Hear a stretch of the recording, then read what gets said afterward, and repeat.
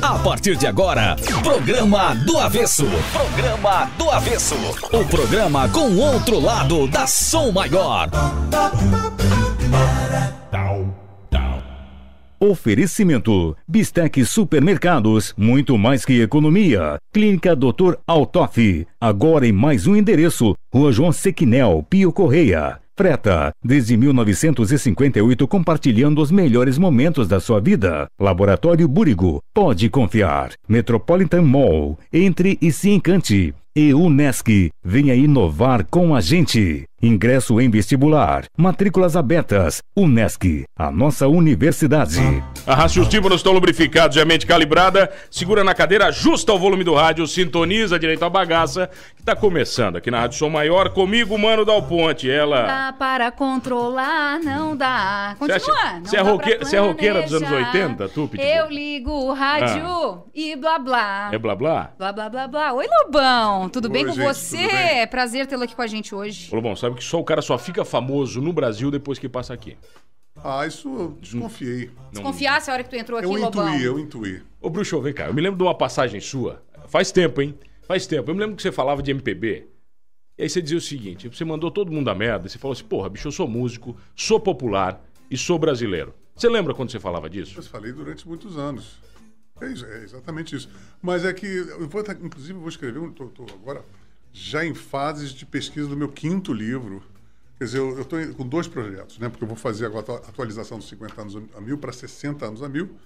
10 anos aí que passaram mais a 1000 do que os 50 que passaram anteriormente.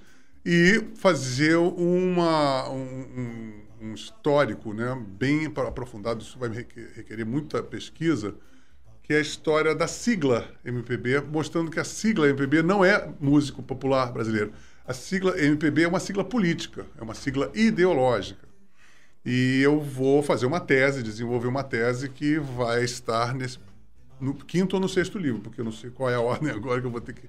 Provavelmente eu vou acabar fazendo primeiro o anexo dos 50 anos a 1000, que vai me custar aí uns 2, 3 meses para fazer... Em 2, 3 meses rola escrever um livro, Lobão? Não, o livro já tem 580 páginas. Eu acho que os 10 anos que faltam agora, nesses últimos 10 anos, eu consigo, em 3 meses, compor... Dá uma sintetizada, umas 200, 300 páginas, sim. Não vou dar uma sintetizada, não. Eu vou me deter em determinados... Principalmente na atuação política, né? Vou também na farta produção de material, que foi a minha melhor fase musical, mostrando que os melhores discos estão justamente nessa fase, né? Quer dizer, desde 2000 eu começo a produzir discos excelentes. Antes eram apenas... Não, 95 eu começo a produzir... Mas antes era o quê? Pra você era... Eram péssimos discos. Era descartável, não era gostava? Descartável. Não, a gente ficava decepcionadíssimo com o resultado. Mas por quê? Do ponto de vista musical? De letra, crítica? Não, a produção musical era ruim. E eu mesmo falava para mim mesmo assim, cara, vai ser fogo, porque daqui a alguns anos essas músicas vão ser um grande sucesso e você vai ter que conviver com esses sucessos que você detesta. Não que as músicas sejam ruins, não. As músicas até que são acima do razoável. Mas eu virei um compositor excelente, meio de excelência, adulto, e que escrevo boas músicas a partir do Nostalgia da Modernidade, de 95. Eu virei um autor mesmo, né, com método, sentar, escrever. E a partir dos anos 2000... A Vida é Doce já é um disco primoroso. Tem Noite, que é um disco que eu gosto muito, que é música eletrônica. Mas o top mesmo é o Rigor e a Misericórdia, de 2016, né? Então a Rádio Black que eu cantei, tu não gosta?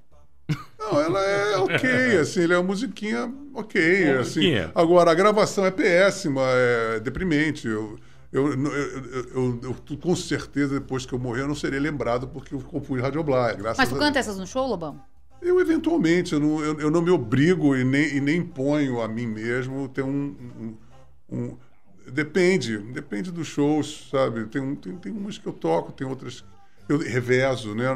Às vezes eu não tento gastar tantos assim, sucessos, assim, então... Depende. Mas tem alguma que não pode faltar? Que tem que tocar no show do Lobão? Qualquer coisa. Não, eu não permito uma coisa dessa. Eu não permito... ser escravo de música, né? Isso é uma coisa anti-musical, anti-artística. E eu tenho um monte de hit. Assim, coisas que eu não toco, que foram mega hits, por exemplo, é Revanche, por exemplo, que eu detesto. Porque você não gosta da música? Eu suporto revanche. Eu não gosto da letra, eu acho que é autocomiserativa.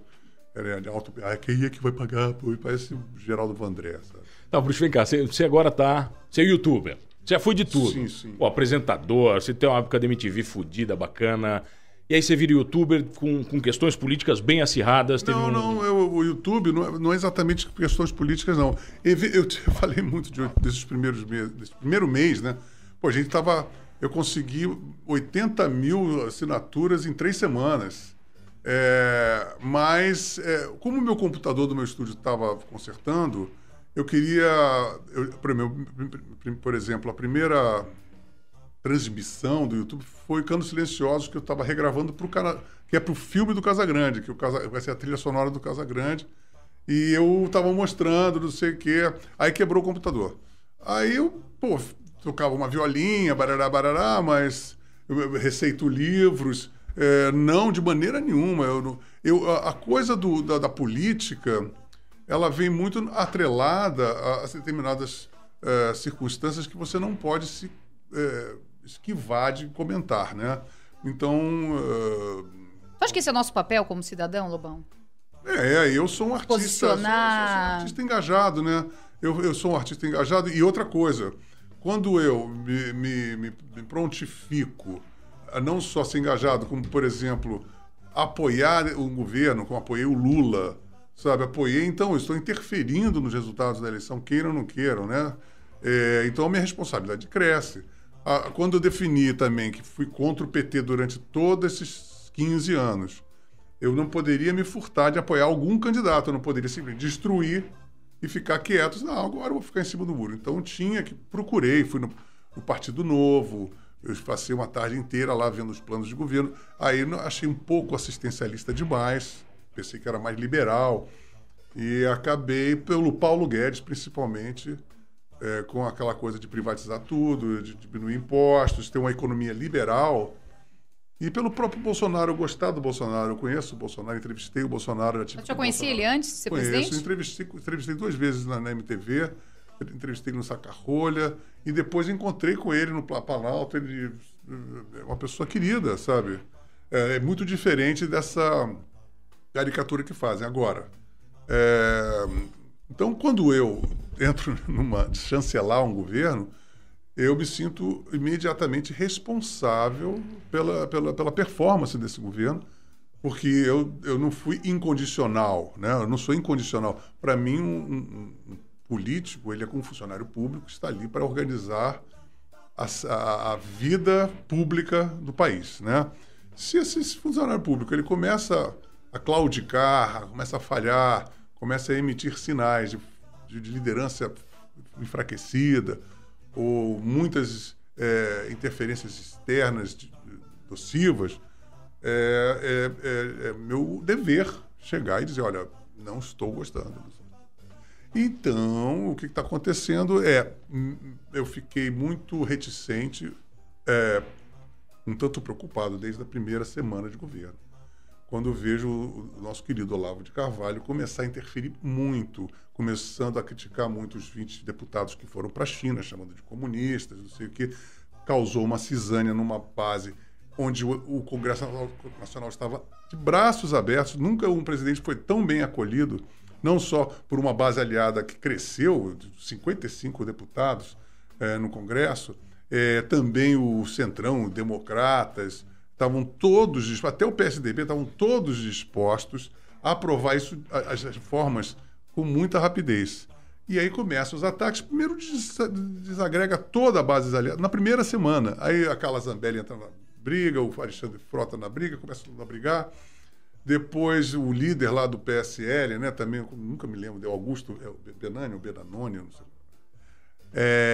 Linchado. Depois começam a linchar os jornalistas que sempre apoiaram o governo. O Felipe Moura Brasil, inclusive, foi o grande plataforma para o Olavo de Carvalho ser mais conhecido. É o livro mais vendido do Olavo, é a coletânea do Felipe Moura Brasil, que foi entregue às piranhas, né? O Augusto Nunes foi o primeiro grande jornalista que entrevistou o Bolsonaro, dando uma credibilidade maior ao Jair Bolsonaro, foi também linchado. Depois os militares foram todos taxados de comunistas e começou essa sanha de linchamentos e imediatamente o que acontece, a retração da economia, onde primeiro dia, dois, a bolsa subiu, não sei o quê, a bolsa começa a cair, começou a haver uma retirada de capital externo de 300 bilhões de dólares na Bolsa de Valores de São Paulo, o dólar já atingiu os R$4, uma desagregação total no governo e, basicamente, você percebe que tem um Rasputin aí, o guru, que é o Olavo de Carvalho. Mas você achou ele muito inconsequente, que é o pomo Olavo? da guitarra. Não, o pomo da discórdia. O Olavo não é que está inconsequente. Ele está destruindo totalmente. Aí hoje ele postou uma coisa tipo assim, não é que nós estamos interferindo nas alianças, não. Porque a aliança não tem com traidor. Então, somos nós os traidores. Quer dizer, se você não reza integralmente a cartilha dos olavistas, porque não é nem dos bolsonaristas, porque o Olavo está interferindo. Por que ele está interferindo? O Olavo está indicando os ministros, né? Indicou 2 ministros, já indicou e queimou um ministro, o Vélez, porque o Vélez demitiu umas olavetes que estavam o Silvio Grimaldo que estava... Isso em 2, 3 semanas, né? 2, 3 semanas. Mas eu vi a entrevista dele com o Bial, Lobão, e ele disse que ele não tem esse poder, não. Mas é óbvio que ele vai dizer Ele fala, isso. não, isso aí estão me dando um poder que eu não mando nada no governo. Basta ouvir ele falar. Basta ouvir ele falar e basta ver as deliberações do governo. É simples assim. Né? Quem é que incitou a primeira passeata? Vamos todos invadir o Congresso Nacional. Foi o Olavo. E quem é que reverberou o Olavo? Foi o Eduardo Bolsonaro dizendo, vamos à passeata da ruptura. Estão lá os posts. Ruptura. Então era um autogolpe. Foi quando na semana passada o Bolsonaro postou aquele escrito de um vereador acho que do Novo até, dizendo que instituições estavam contra ele, que queriam derrubá-lo e que então o povo tinha que ir na rua para salvá-lo. E parece que as pessoas não têm memória. Logo 3, 4 dias viu que a coisa ia entrar em convulsão, porque também nem o exército eles têm, porque eles acabaram com o exército, nem para poder dar um golpe com força armada eles não têm, porque chamaram as forças armadas de fraqueza desarmada, né? Então, você está vendo o que está vendo... Aí a Janaína Pascoal, que foi a parlamentar mais votada da história do Brasil, começa a dizer... Aí o Eduardo Bolsonaro fala, quem é você para falar? Você nunca se elegeria. Não acha bizarro essas tretas todas, essas briguinhas? É uma lavanderia. É uma lavanderia. Assim, que a esquerda não faz isso. Eu comecei as coisas do YouTube... Falando assim, gente, Olavo, querido Olavo, ainda estava muito fofo com ela. Olavo, telefona para os parlamentares, olha, são comunistas, você tem boas informações, esclarece, mas não achincalha, destrói a reputação de 20 parlamentares que acabaram são da base do governo, de 55, 20 foram aniquilados em 20 minutos. Você acha que esses caras... Em uma postagem, né, cara? Hein? Em uma postagem, o cara... Uma postagem acabou. Então, é o seguinte, aí o que acontece nos interstícios do Congresso Nacional? Está havendo um ódio ao Olavo, né? Um ódio às redes sociais que estão interagindo e colocando o presidente numa bolha, porque o presidente e os filhos dele só jogam para o Twitter, basicamente. Né? E aquela coisa desastrosa que o Bolsonaro falou sobre os estudantes. Ele é presidente do Brasil. Eu posso falar, estudante é massa de manobra, tudo um monte de palmolenga, é engraçado. Agora, ele governa para 210 milhões de pessoas. Você não acha que o Bolsonaro fala demais? Óbvio que ele fala demais. É demais, né, Lobão? Não, ele demais, fala cara. demais e fala errado. Pô, cara. E ele se coloca não como a liturgia do cargo exige. Ele parece que ele está ainda em campanha ou ele é um deputado federal do baixo clero. Já falou isso pra ele?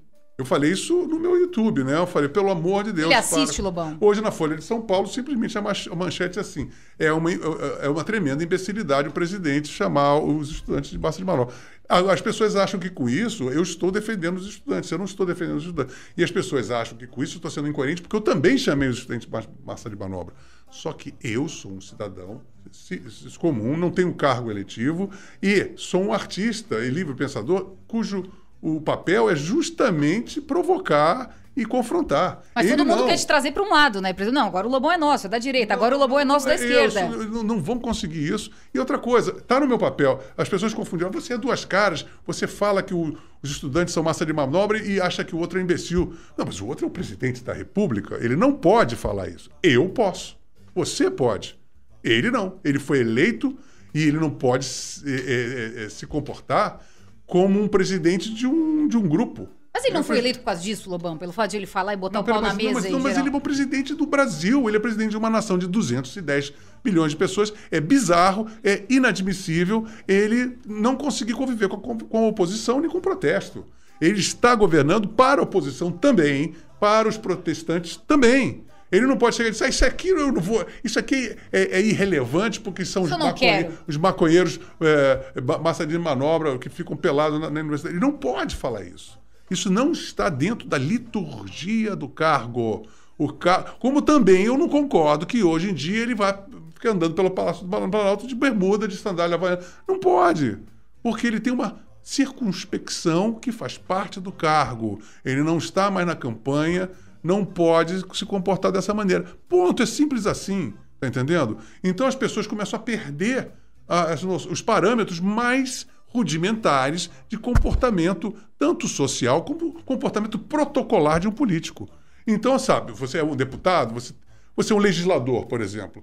Um legislador não te garante necessariamente que você vai ser um bom administrador, né? Um deputado, geralmente, quando você é eleito para cargos de administração, ou é prefeito, ou você pensa como síndico, né? Líderes de comunidades, etc. e tal. Isso são administrações, né? Você lida com gente e não com leis. Então você pode ser prefeito, governador, presidente da República. É muito complicado um cara que saiu do capitão do Exército para 28 anos como deputado legislador. Um cara que nunca foi pródigo em alianças e não foi nunca um Ulisses Guimarães, né? Sempre isolado, assim, né? Sempre atacando, sempre atacando. Então ele é odiado pela oposição. Ele tinha obrigação de negociar com a base aliada que fosse. Mas ele, na falta de pulso que ele tem, apesar de falar muito, ele não está tendo pulso. Ele deixou o Olavo tomar conta da sua situação e, através do Eduardo Bolsonaro, que é uma espécie de médium do Olavo, né? Um Allan Kardec. Da ideologia? Não vem dos Estados Unidos para ele, assim, cai nele. De Virgínia para o Eduardo Bolsonaro. Ele fica lá dando bronca nos deputados da base aliada, querendo formar um partido falando político. Falando merda também na rede social também, formando partido. Porra. Ele que vem eu acho que tem que cortar a internet desse povo, Lobão. Porra, Lobão. Tem que cortar a internet desse povo. Não tem não. A gente não pode chegar e censurá-los. Eles têm que ser adultos, sabe? E parar de ser histéricos, né? Uns histéricos e outros pode ser inoperante. Se você quer um líder para liderar e não para receber mensagem de um maluco que está lá vigiando. Ó, o Marcelo tá dizendo o seguinte, daí Lobão, você adora treta, né? Você notou que você e o Olavo são muito parecidos? Posicionam-se, doa quem doer. Vocês não deveriam distanciar-se. Abraços do Marcelo. Não, está redondamente enganado, Marcelo, porque eu passei a minha relação com o Olavo desde 2013 até recentemente tentando travar o Olavo. Dizendo, Olavo, você está elaborando uma nova direita brasileira e você é o primeiro a jogar pedra em todo mundo. Eu fiquei o tempo todo, desde 2013, fazendo os hangouts, eu botava o MBL, nas ruas, Vem Pra Rua, todo mundo junto, o pessoal da intervenção militar. Eu consegui pegar o Rodrigo Constantino e reatar as relações com o Olavo. Peguei o Reinaldo Azevedo, reatei as relações com o Olavo. O Romeu Tuma, o Júnior, o Cláudio Tonoli, todos os inimigos figadais do Olavo, e disse, venham cá, vocês não podem falar mal, ficar detonando todos eles. Então, o meu papel é completamente diferente do Olavo. Eu fiquei o tempo todo apagando o incêndio do Olavo, e aí acabava de reconciliar-se. Na semana seguinte, o MBL é do PSDB, o Kim Gagata... O pau pegava de novo. Pô, aí acabou com o Rodrigo Constantino, acabou com todos em uma semana. E eu fico assim, assim não vai dar. Por quê? Além de ser uma coisa absolutamente desinteligente, ela é autodestrutiva e uma autodestruição que destrói toda a periferia.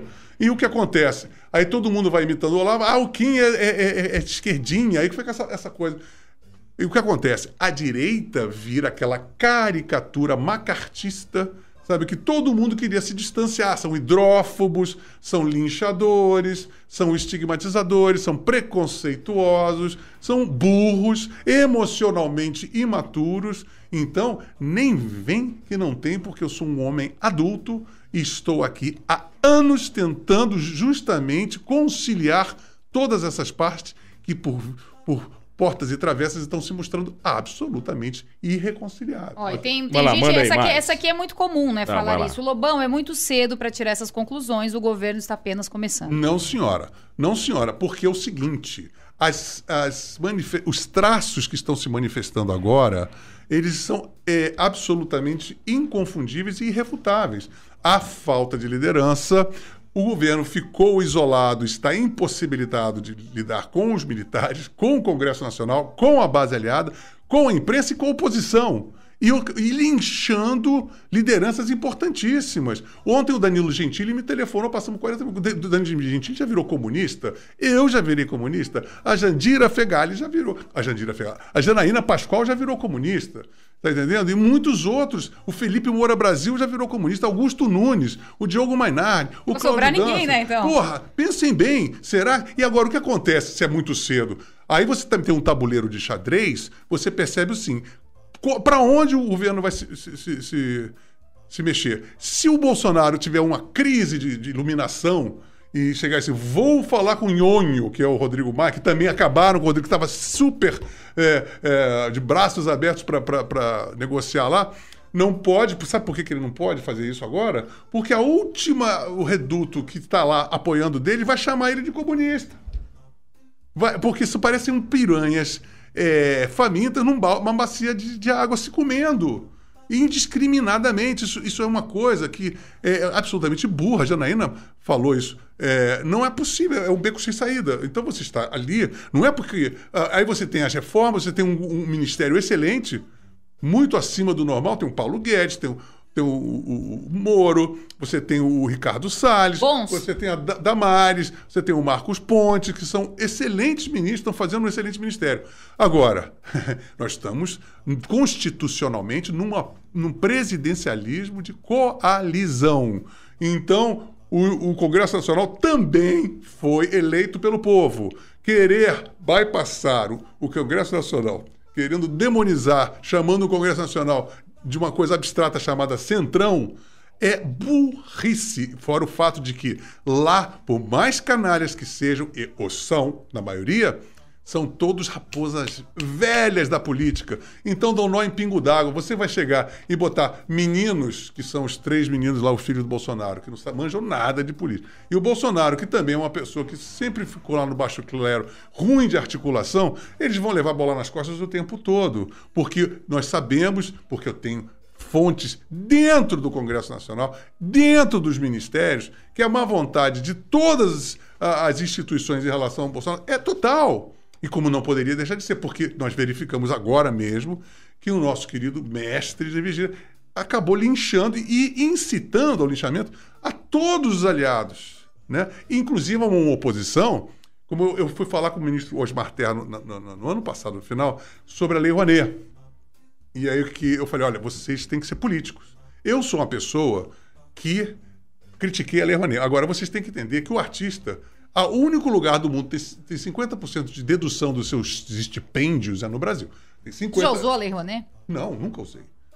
Senão seria louco, né? Então é o seguinte, meia entrada é uma coisa que acaba com o show business. Então penso assim, eu falei para ele, se eu fosse o governo... Você defendeu também, ser imposto para instrumento, você cai nessa daí também. Eu faria um pacote o seguinte, Porra. Tira a meia entrada, né? Você favorece... as cotas de estabelecimento, por exemplo, taxa de estabelecimento para teatro, vou favorecer o florescimento de casas de médio porte para poderem competir com os Sescs que viraram um oligopólio. Você só toca no Sesc se você for de uma panela, se você tocar MPB, se você for uma coisa doutrinada de esquerda. Então, olha só quantos focos. Eu pegaria, faria uma outra política, conseguiria aflorar essas casas de espetáculo com redução de taxas para você abrir uma casa de espetáculo, reduzir as taxas que você tem de impostos para você poder fazer um show dentro de um teatro, dentro de uma casa de espetáculo, que isso é uma loucura. Diminuir a taxa de recolhimento de direitos autorais pela ECAD, que também é outra coisa que inviabiliza o show business. Então, olha só, e além do mais, você deveria chamar também o Ministério do Transportes e tentar abaixar uma coisa que cortou na ordem de 75% os shows do Brasil, por um detalhe simples. Quando começaram a a reduzir as bagagens no avião. Então você vai... Agora, aqui você tem que parecer um retirante. Você põe a guitarra no colo, sabe? Aí não pode levar um amplificador. Eu tive que vender meus amplificadores, você não tem como mais levar. Então, essas coisas são detalhes que as pessoas não veem. Você tem um corte de 75% no show business por causa desse tipo de expediente, é uma loucura. Aí vem o que acontece logo em seguida. Aí o governo fala, corta a Lei Rouanet, cortou assim... E disse que vai dar muita força para banda de pífaro, com coreto, de praça, público. Falei, cara, a gente tem que fazer feita a Coreia do Sul. Indústria cultural, show business, como, por exemplo, os Beatles, em 1965, deram mais divisas para a Inglaterra do que a Rolls-Royce. Agora, o K-pop lá na Coreia está dando mais divisa do que a Hyundai. Você está entendendo? Aqui eles querem fazer banda de pífaro e cortar, retaliar de uma maneira revanchista com todos esses caciques da MPB, que eu também sempre fui um grande adversário. Mas é burro? É burro. Como fala, o contingenciamento do Ministério dos Esportes, do Ministério da Educação. Aqui é burro, porque eles tinham que se morder, assoprar pelo menos. Eu vou cortar porque precisa. Não é cortar, é o contingência. Pelo amor de Deus, não é cortar. Não é cortar, vai, é contingenciamento. É contingenciar, ok. Então pelo menos faz o seguinte, faz isso, mas faz uma outra medida, bota um currículo, dá uma adoçada na situação, mas não. Eles chegam a público, esses maconheiros, aí vai tudo ver. Assintosamente, aí leva aquele calor na bacurinha, aí não é bem assim, não é corte, aí começa a recuar, como aconteceu nessa passeata. Vamos para a ruptura, vamos invadir, vamos fechar o Congresso, vamos fechar o Supremo. Não é bem assim, é pela reforma. Como é que você vai querer pela reforma se você quer fechar o Congresso? Se você está demonizando o Congresso, que independente de ser canalha ou não pode ser feito assim, porque é burro. É simplesmente assim, você precisa daquele Congresso. Você vai jogar tiro em cima do Congresso, você não vai ter nada a não ser uma reação negativa em relação às suas propostas. É muito simples, né? Aqui, o Rui Burgo, meu querido amigo, tá dizendo o seguinte, mano... Mensagem, não, tem muita, cara. Aqui, mano, diz pro Lobão que eu fui numa palestra dele em Pedra Branca, ele abandonou no meio porque ficou puto com o cara, ele virou meu ídolo. Tu lembra disso, pô? Não vai lembrar dessas coisas todas, né, Lobão? Não é muita coisa, né, cara? Agora é o seguinte... Mas esse Lobão caricato, de ficar puto com as coisas e tal, ele foi criado também? Você falou de caricatura. Mas a coisa que mais acontece agora é que o meu canal de YouTube, como não tem filtro nenhum, eu fico lá, fico lá do meu jardim, chuchus, mamoeiros. As pessoas, você é um amor de pessoa. Eu sempre fui esse amor de pessoa. É que agora não tem filtro. Eu não tenho a pessoa dizendo roqueiro, metralhadora, giratório, polêmico, não sei das coisas, sabe? E que as pessoas confundem, ou sei lá, eu sou um cara muito direto, vocês estão vendo. Agora, isso não necessariamente que eu seja um cara maluco, sabe? Eu sempre sou muito razoável naquilo que eu faço. Sou bastante equilibrado. Mas você se arrependeu de muita coisa que tu falou? Não. Jamais? Nunca na vida, Lobão? Não me arrependi de nada que eu falei, não. Eu posso ter errado. Assim, olha, eu errei, por exemplo. Agora, mas os erros que eu fiz, por exemplo... votar no PT.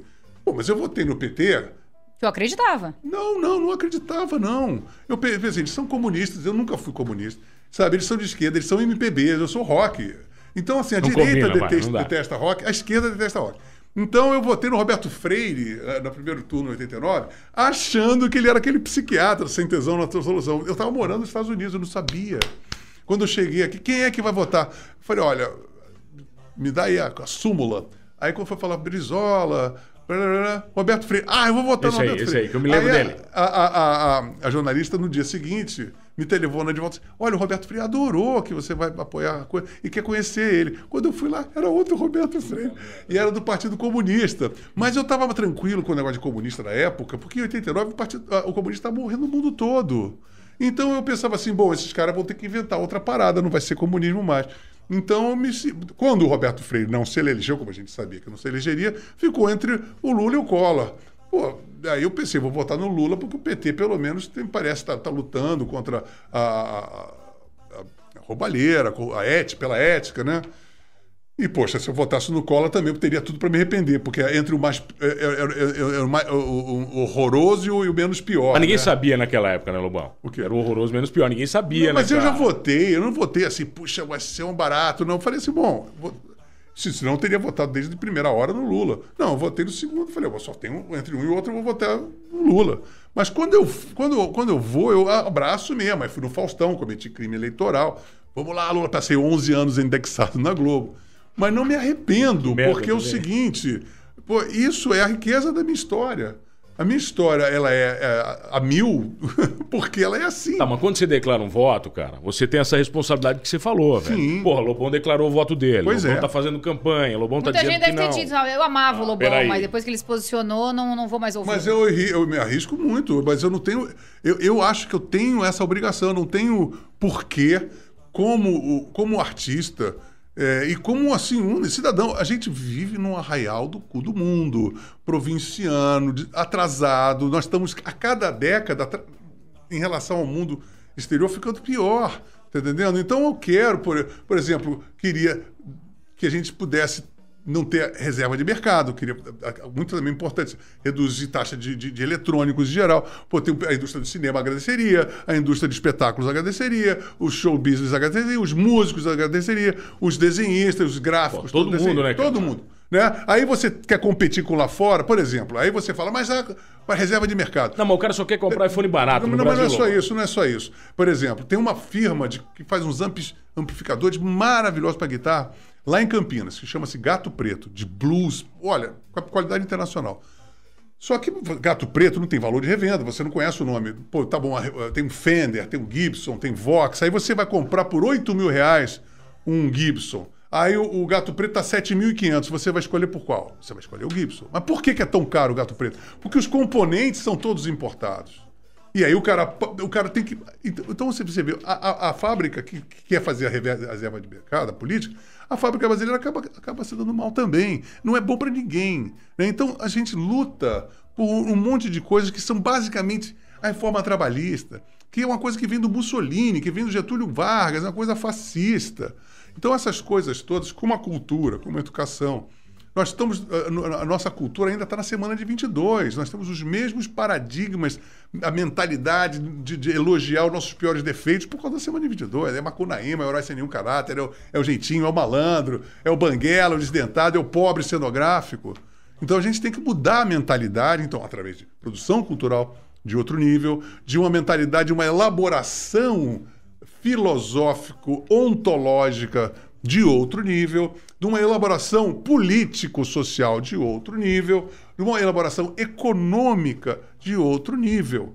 Então, olha quanta coisa a gente tem que mexer para começar a pensar em ser um país que possa deixar essa coadjuvância insignificante que nós temos, apesar do tamanho, né, de um país de commodities, para ser um país protagonista no cenário mundial. Tá, mas além de crítico político, você é músico, né? Você veio tocar em Criciúma? Eu não sou além de... Não. Eu sou músico. Ah, não, só pra lembrar, né? Não, você Hoje é músico, tem então, show em pô. Criciúma. Quem ligou o rádio... By the way, né? Ô, Lobão, as pessoas estão extasiadas dizendo, gente, o Lobão no avesso, tragam mais vezes. Claro, Ah, semana pô, que vem vem ele vai sempre, estar aqui de cara, tá. novo. Não, tô Boa adorando. tarde, ó. A entrevista deveria ser transmitida no alto-falante da igreja. Obrigada por esse Amém. momento Da igreja, de hein? lucidez. Frei Lobão. Lobão, parabéns. Lucidez do momento continua puxando essa turma.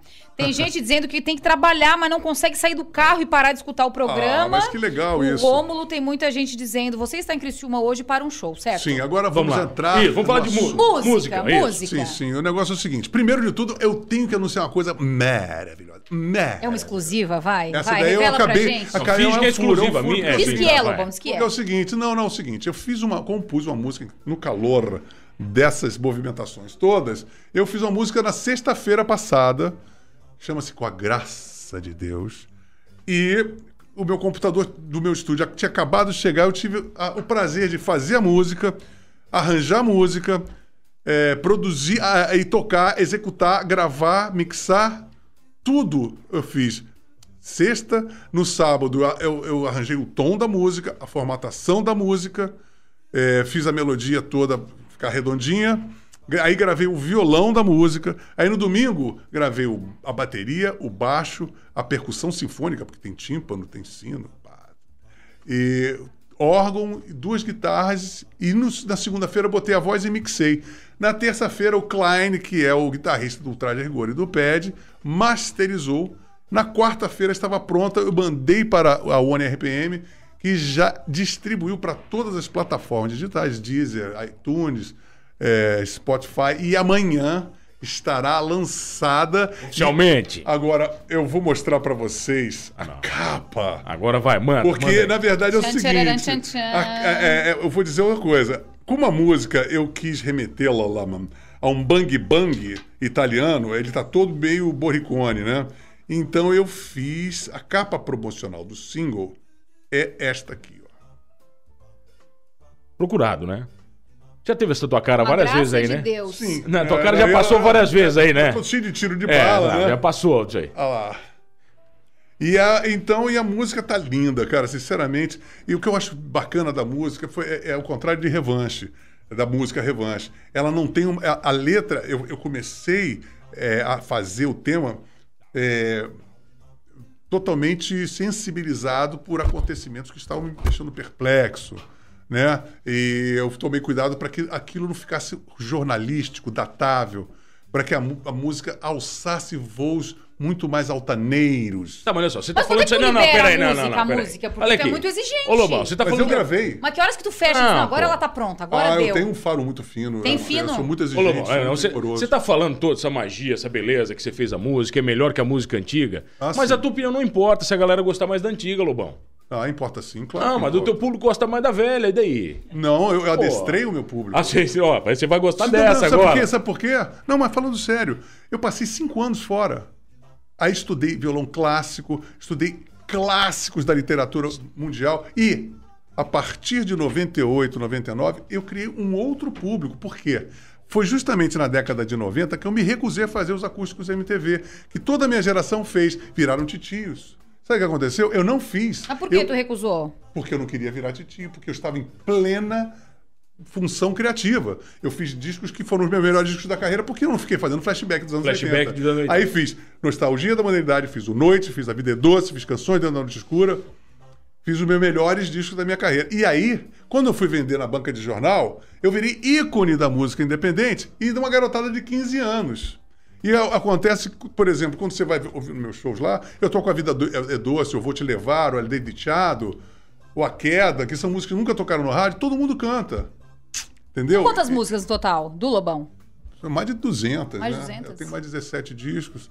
Então, isso é que é a mágica da coisa. E ainda depois, quando eu fui para a MTV, ainda recebi um outro tipo de público. E agora... E outra vibe, né? E o público mais interessante que surge, mais recente, sabe qual é? É o público que compra meus livros, porque agora eu virei um autor de best-sellers. Eu tenho 4 best-sellers. Que vendeu as pencas e todo mundo leva os livros para... Tem gente que me conheceu através do livro. Então, eu não fiquei atrelado a um público 50, 60 dos anos 60. Só da galera tava com 80 ali, que viu o Lobão nos 80. Não. E outra coisa, por exemplo, agora lançando o disco dos anos 80, da antologia com os Eremitas da Montanha, eu me lembro que eu estava fazendo um show no hangar, lá em Belo Horizonte, e um garotão chegou assim, ai meu Deus do céu, pô, eu gosto tanto do Lobão, ele nunca se curvou aos anos 80, agora eu vou ao show, eu vou ter que ouvir aquelas músicas dos anos 80. Aí isso antes, né? E depois do show. Caramba, porra, ouvi, como é que é? Ele falou a música do Clemente, Pânico SP, porra, eu ouvi a música do Ira, eu ouvi a música do Paralamas, do Cacete, tá com um som super moderno. Então, eu consegui tirar também aquilo e tirar aquela cafonice de guitarra coro, aquela produção brega dos anos 80, não só de mim, mas como dos meus colegas. Então, o negócio é o seguinte, as pessoas têm que entender que rock é timbre. E os anos 80 não tem timbre, então não tem rock. Mas eles já te criticaram muito por esses posicionamentos? Quem? Os teus amigos? Pelo Do contrário, rock? eles estão... Eles estão amando isso aí, né? Você tá transformando tudo, As pô. músicas ficaram lindas, né? É uma homenagem a eles. Mas você não pode ser vadio, né, Lobão? Tanto o livro quanto o disco. Hã? Você não pode ser vadio, né, cara? Essa galera tem que evoluir, pô. Não, Você eu falei falou o seguinte, tem se que evoluir. eu escrevi um livro, e o livro redundou na necessidade premente de fazer um disco duplo. Eu fiz 25 músicas, o primeiro LP duplo de vinil, que está, inclusive, magistral. A produção, a capa é de luxo, né? Um padrão gringo de qualidade. Então, estou conseguindo fazer uma coisa que a gente, em toda a nossa existência dos anos 80, não conseguiu nem chegar perto de 1/10 daquilo que foi produzido. Então convida agora. a galera para hoje à noite. Vamos lá. Teatro Senhoras e Elisa senhores, Angeloni, manda lá. Elias Angeloni, hoje, 21 horas, vai ser uma efeméride musical. O nome da turnê, o show é Lobão em A Fuga do Planeta dos Dementes. Dá de fugir, Lobão? Hein? Esse planeta dos dementes? Olha, eu acho que a fuga do Planeta dos Dementes é justamente a magia da música. A música te leva para um outro ambiente em que você se desintoxica desta vibe latrínica que o Brasil habita, né? Então a música abstrai. E mesmo que você esteja falando sobre tudo o que acontece, a música eleva o clima da pessoa, o clima das pessoas, a comunhão das pessoas. E aquela coisa, tem muito papo, é um show intimista, que é só voz e violão. Então, dá pra assistir o show sentado, Lobão? Olha, as pessoas, engraçado, você falou, eu sou um cara muito conservador, adoro que as pessoas fiquem sentadinhas, comportadinhas, vindo assim, agora eu vou cantar. Mas isso não acontece. No final, as pessoas, mesmo com violão, as pessoas saem dançando, parece que você está numa discoteca. Mas aí tu deixa, tá tudo certo. Eu não sou tão tirano assim, né? Tá, vamos fazer o seguinte, a gente tem um ingresso pra sortear pro show do Lobão. Vamos fazer assim, ó, quem ligar tem que ser fã do Lobão, o Lobão vai fazer uma pergunta pro cara, pode ser? Puta merda, quero ver, 3431 Eu vou fazer a pergunta? 5156. Você vai fazer uma pergunta Tu vai sua ver aí. se ele é fã raiz mesmo ou se é fã Nutella. Você não fala coisa muito difícil também, né? 3431 5156, é esse? 5156. Quem ligar vai conversar com o Lobão ao vivo hoje aqui no programa aí tu do dificultou, Avesso. né, Pete? Por quê? Conversar com o Lobão, tem gente que vai ficar cabreiro, não vai querer ligar, vai ficar com vergonha. Quem é fã, que tá vai ficar só com por esse vergonha. momento. Imagina, nós somos civilizados. Tá Tá tudo tranquilo? Tu bate selfie com os fãs? Por quê? Porque eu sou o bicho-papão, eu sou o Lobão, mas não sou o bicho-papão, né? Hein, Lobão, o pessoal te para no aeroporto, enfim, vamos fazer uma selfie e tal. Cara, eu me sinto em família. E tu é da qualquer época do lugar autógrafo, Brasil. né? Do autógrafo de caneta. Mas eu faço isso toda hora, com o maior carinho. Eu recebo as pessoas de braços abertos, eu adoro essa. A coisa que eu mais acho legal é que é um afeto de parentesco, sabe? Não é uma coisa de idolatria. As pessoas vêm com carinho pra cima de mim. Pô, eu adoro isso. Tem gente na linha, Pimpas? Vamos ver, peraí. Já ligaram vamos pra colocar na falar linha. com ele? João Luiz, como é que é o sobrenome? Wurdenbach Filho. Ele é o Lobão. Espera um momentinho só. Espera que eu Vai, tenho que te falar uma coordena coisinha ele. aqui. Ele tá no WhatsApp dele bombando, ele tá eu tenho que falar uma coisa. conversando. Tem uma entrevista pro The Guardian. Ah, é? Uau, do Avesso Não, pro The olha aí, tá. Guardian. Guilherme, é o seguinte, eu acho que só na segunda-feira, hein, cara, porque senão, quarta-feira eu vou para um resort na Bahia, pro Google, vai ter uma exposição lá do Google, eu vou palestrar na Bahia. Tá merda, hein, cara. Yes! Então, a segunda, no máximo, terça-feira, hein? Tá, isso aí é o Lobão mandando áudio, Você tá? acabou The de ouvir Guardian, o vai. Lobão no WhatsApp, Eu sou um vai. homem de negócios. Não, o cara caiu, pô, caiu o cara lá. Tu Não tem tem. grupo no WhatsApp, não? Eu às vezes, sou envolvido em grupos, eu fico meio claustrofóbico em grupos, mas... Tem cara de que sai, assim, do grupo, não? Eu saio todas, praticamente todas. Eu acho que eu fico recebendo um monte de mensagem, você quer ligar um negocinho no iPhone, fica plim, plim. Pra mim, o prazer da vida é sair de grupo. É o prazer da vida sair de um grupo do WhatsApp. Tá, Lobão, mas a Me Chama tu canta no show. Ah, Lobão, chove lá fora. Vai dizer que é ruim. Vai dizer que é ruim, não. Não é questão de ser ruim, não. É que eu submeto facilmente a tiranias assim, externas. Tá, caiu a porra ali. Caiu a 34315156. 34315156. Baixa o fone dele. 34315156, valendo o ingresso pro show do Lobão daqui a pouco. Tá caindo. Manda um WhatsApp. Quem mandar um WhatsApp? Caiu ali. Vai quem mandar um WhatsApp. Eu acho chiquérrimo você falar assim, olha, eu sou um músico, eu sou como se eu fosse um mestre cuca. Eu preparei um cardápio. Vamos lá, entendeu? Tá de boa, bacana. É quanto tempo de show hoje, de repertório? Também não tem muito isso aí, Lobão. Vai o que for. Não sei porque... Tu é pontual? Não, sou britânico. Britânico? Não tem atraso? Meus apontamentos com meus amigos de banda, assim, 10 e 12, 8 e 14. Porque 15 é um número mentiroso, né? Não, se for 8 e 15, não é isso. Eu tô não. Eu não fiz a referência política, não foi, cara. Não, eu tô falando que o que for marcado, a hora que for marcado, no minuto em que for marcado. Aí começa. Porque antes também é descortesia, você chegar, ejaculação precoce. Vai lá, vamos, bota o cara na linha com o Lobão. Quem tá falando? Oi, boa tarde. Boa tarde. Boa tarde. Fala com o Lobão, você gosta do Lobão, pô? Ô, Lobão é um luxo diferenciado, né? Imagina. Luxo diferenciado. Quem é você? É o Ranulfo Manuel. Ranulfo, nosso ouvinte raiz. Ô, João Luiz, tudo bom? Gostei. Caraca, que intimidade, João Luiz. Gostei, assim é bacana. João Luiz é quando eu me olho no espelho, me chama de João Luiz. Há uns 40 anos conheço o João Luiz. Puta e merda. aí, Ranulfo? Você é da velha guarda. E aí, meu amigo, tudo bem? Tá, fala uma pergunta pra ele, Lobão, manda, vai. Bibiana, isso, eu falo coisa Benânia. fácil, né, João? Não, porque eu Coisa não fácil. sei por que. Eu não sei por que cagas lá. Eu sei que é Bebiano e todo dia eu tenho um bloqueio. Eu chamo ele de Benânia, Bebiano. Opa. Isso. Muito obrigado, você me iluminou. Já ganhou, não precisa nem fazer pergunta, Lobão. Um cara desse aí. Agora vamos fazer o nosso protocolo aqui. Vai lá, Sou vai eu lá. que te pergunto ou você me pergunta? Não tô entendendo. Não, você pergunta pro cara, pô. Faz uma pergunta pra ele, vai. Alivia, ele pediu pra aliviar. Leve, né, Lobão? Ó. Me diz uma coisa, Andolfo, o que você acha do rock and roll atual? Hoje tá em decadência. Tu e mais uns 2, 3 que se salva aí. Eu não tenho uma opinião formada, né? Porque eu não sou do ramo, mas... E se eu dissesse eu que... acho que você levanta uma bandeira legal aí. Não, mas eu vou te... eu fiz essa pergunta justamente para te provocar uma contra-resposta minha. Você sabe que nós estamos agora com mais de 50 mil bandas novas por aí? Tocando.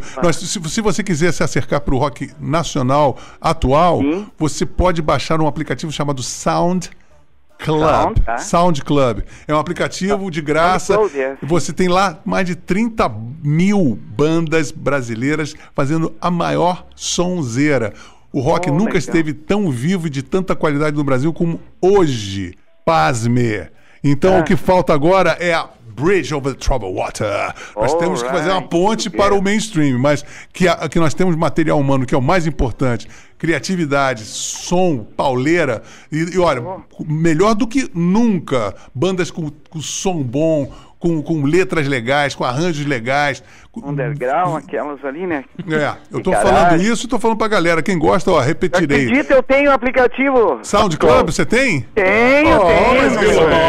Meu celular não é igual o teu, mas é... Você não sabe qual é o meu celular. Meu Samsung 2, mas ele baixa meu celular tá todo quebrado, eu não consigo nem leitura da minha passagem. Não consegue nem fazer. Bruxo, Ô, obrigado. Lobão, manda um abraço pro filósofo vivo mais inteligente do Brasil, do Antônio mundo, Paim. digamos. Que tu sabe quem é, né? Antônio Paim, o nosso maior filósofo, é mesmo, meu grande amigo. Não, Olavo de Carvalho. Não, mas se eu conhecer o Antônio Paim, ele dá de não, aí eu não peguei, né? Pois é, mas eu conheço os dois e posso aquilatar que o Antônio Paim. Então... O Antônio Paim tem 94 anos. É um filósofo de cabedal indiscutível. E eu, inclusive, já recomendo desde já os livros do Antônio Paim, que são maravilhosos. Ô, Ranulfo, pode retirar o teu ingresso hoje aqui na rádio, viu? Até 5h30. Tu parou com o Zangaut com o Olavo lá ou não? Ô, Ranulfo, acabou Eu parei em 2014. Você tá velho demais, acabou isso aí já. Valeu, meu bruxo. Não tô. Um abraço, obrigado. Abração, Rodolfo, valeu. O estado em Criciúma, tá tudo de bom, hein? Tá bom, abração pra ti, rapaz. Valeu, João Luiz. Tá, Lobão. Então vai lá, convida a galera. Hoje, 21h. Mais uma vez, atenção, rapaziada de Criciúma, estarei lá no Teatro Elias Angeloni, 21 horas, numa efeméride musical, no show A Fuga do Planeta dos Dementes. É isso, fechou então? Valeu? Lobão, um abraço. Quero te levar daqui, né, Lobão? Não, quero te levar embora, pô. Né? Agora eu vou pra Costelão, hein? Eu vou comer uma costela, hein, rapaziada? Então vai lá com o Gui. Um abraço, Lobão. Chopp-se costela. Até mais, gente. Volta mais vezes.